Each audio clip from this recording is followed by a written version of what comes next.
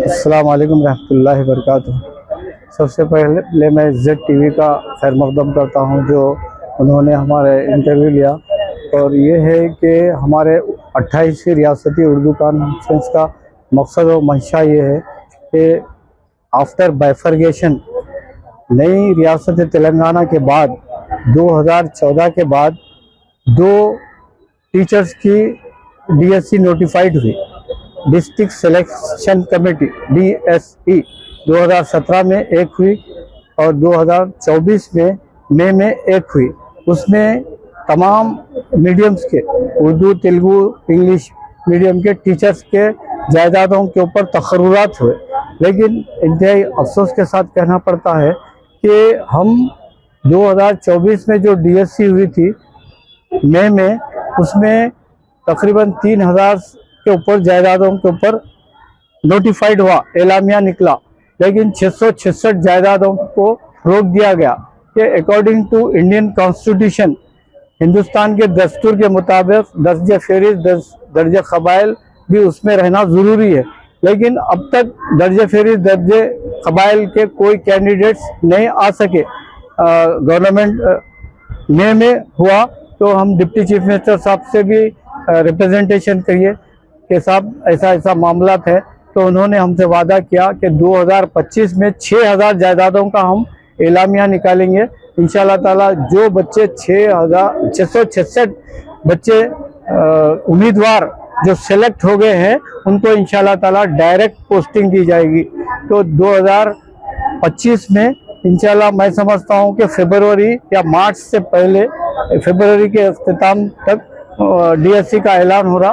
तो ये कितने बच्चों को सर्टिफिकेट और डिस्ट्रीब्यूट किया गया, कौन कौन सी कैटेगरी से? इसमें post graduate, graduate, junior colleges, high school, what is the meaning of the high school, 8, 9, 10, इसमें मुख्तलिफ रियासत, मुख्तलिफ अजला के तेलंगाना स्टेट से, वरंगल से आए, मेडचल से आए, हनमकुंडे से आए, नलगुंडे से आए, 11 रियासतों के बच्चे जो हम तहरीरी तकरीरी मुकाबलों का ऐलान किए। बहुत अच्छा रिस्पांस था उन लोगों का, बहुत अच्छा वो बच्चे वो करे, मुकाबलों का मुजाहरा करे। और वो बच्चों को हम ख़ास तौर पे ये सरकारी मदारिस के बच्चे हैं, ये उर्दू मीडियम के। और अब हम इंटरनेशनल मदर टंग डे करने जा रहे हैं, 21 फरवरी को जुम्मा है। तो हम इंग्लिश मीडियम, हमारी मदर टंग उर्दू है, हमारे नॉन मुस्लिम बच्चों की मदर टंग तेलुगु रहती, तो तेलुगु भी डेवलप हो। हमारी फर्स्ट ऑफिशियल लैंग्वेज तेलुगु है, सेकंड ऑफिशियल लैंग्वेज उर्दू है। तो on the occasion of the international mother tongue day 21 फरवरी को हम तहरीरी तकरीरी मुकाबले उर्दू, तेलुगु, इंग्लिश 3 जबानों में होगा इंशाल्लाह ताला। तो ये तकरीब आज के प्रोग्राम के जो मेहमान खुसूसी थे कौन थे, किसके हाथों डिस्ट्रीब्यूट किया गया? आज के मेहमान खुसूसी थे मोहतरम खुसरो पाशा साहब, जो सज्जाद नशीन गुलाम अफजल बियाबानी दरगाह के सज्जाद नशीन है। तो उनके हाथों से शमा रोशन करके उनके हाथों से ये कॉन्फ्रेंस का आगाज़ हुआ है।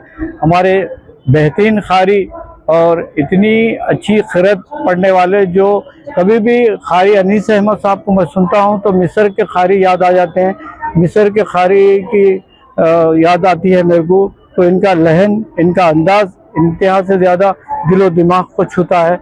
अनीस सिद्दीकी साहब की क़िरात कलाम से हमारा ये रस्मी ज़माना है कि शमा रोशन करके वो अलग है। लेकिन हम अनीस अहमद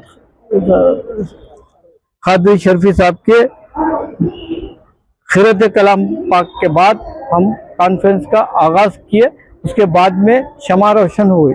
तो ये और डिप्टी कमिश्नर साहबा, साउथ जोन की जो डिप्टी कमिश्नर साहबा है 2018 के बैच के IPS से बिहार से ताल्लुक़ रखती है, मोहतरमा स्नेहा मेहरा साहबा स्पेशल गेस्ट थे। और एक हमारे स्पेशल गेस्ट 2 आने वाले सैयद अजमतुल्लाह हुसैनी साहब इंशाल्लाह ताला आएंगे। और हनुमंतराव साहब जो पार्लियामेंट के साबिक़ रुकन 18 बरस पार्लियामेंट में थे, वो भी आएंगे इंशाल्लाह। तो ये हमारा कंटिन्यू प्रोग्राम चलेगा।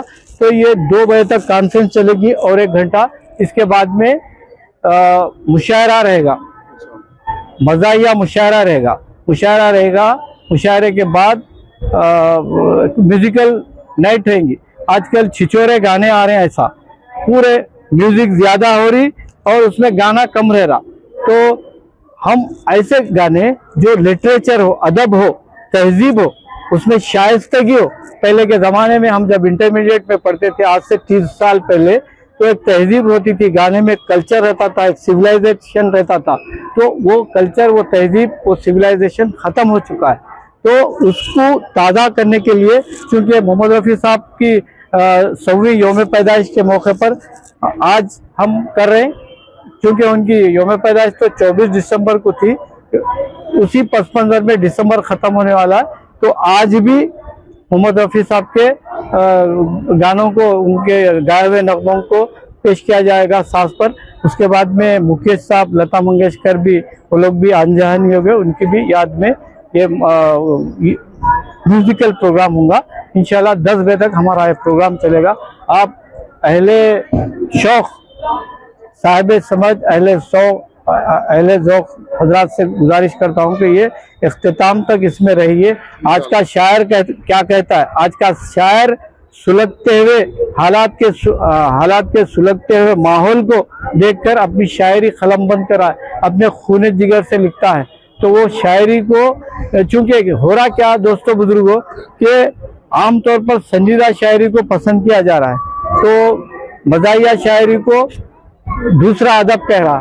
तो आम फहम आदमी मज़ाहिया मुशायरा सुनता, हर किसी को समझ में आता, लिटरेचर कहाँ समझ में आता? कम लोगों को समझ में आता, जो 50-60 प्लस के हैं उन लोगों को लिटरेचर समझ में आता, उर्दू लिटरेचर। तो इसको भी डेवलप करने की जरूरत है, मज़ाहिया अदब को भी डेवलप करने की जरूरत है। तो इंशाल्लाह ताला बहुत बहुत शुक्रिया आपका, ZTV साहब का, हमारे जफर खान साहब, बहुत फातिमा साहबा भी बहुत आजकल सरगर्म है, बहुत हर जगह वो पहुंच जाती हैं वॉलंटियरली। मैं भी उनका वो करता हूं, और अल्लाह का फजल है कि ये हमारा 10 बजे तक प्रोग्राम होगा।